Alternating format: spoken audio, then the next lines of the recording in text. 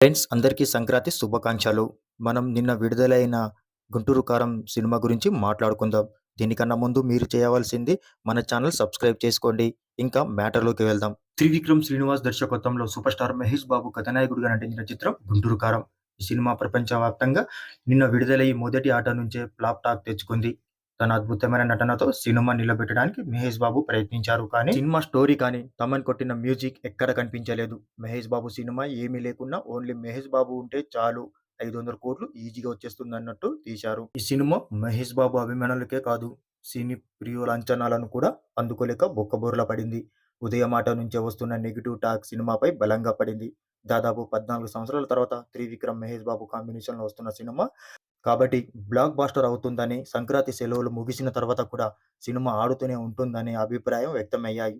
ఈ నమ్మకంతో హైదరాబాద్‌లో, వరంగల్, విజయవాడ, విశాఖపట్నం లాంటి నగరాల్లో book my show app tickets మొత్తం బ్లాక్ చేశారు. సినిమా విడుదల తర్వాత నెగెటివ్ టాక్ ఉండటంతో టికెట్లు అమ్ముడు పోకపోవడంతో వాటిని మళ్ళీ బుక్ మై షోలో పెట్టేశారు.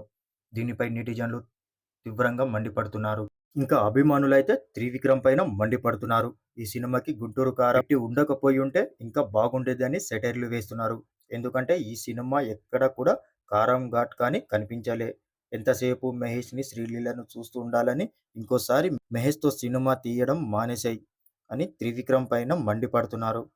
ఇకపోతే తమన్ మ్యూజిక్ ఎక్కడ వెయ్యాలో, ఎక్కడ వెయ్యకూడదో కూడా తెలియలేదని నెటిజన్లు మండిపడుతున్నారు. ఇంకా అభిమానులైతే మా మహేష్ బాబు సినిమాకు ఇంకోసారి మ్యూజిక్ కొడితే మాత్రం బాగుంటుందని వార్నింగ్ ఇస్తున్నారు.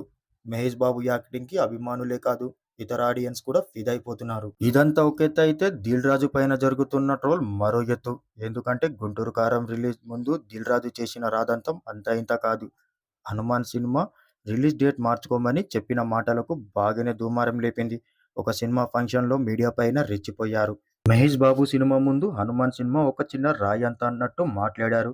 దానికన్నా ముందు చిరంజీవి హనుమాన్ ఫ్రీ ఫంక్షన్‌లో దిల్ రాజుకు దిమ్మ తిరిగే కౌంటర్ ఇచ్చారు.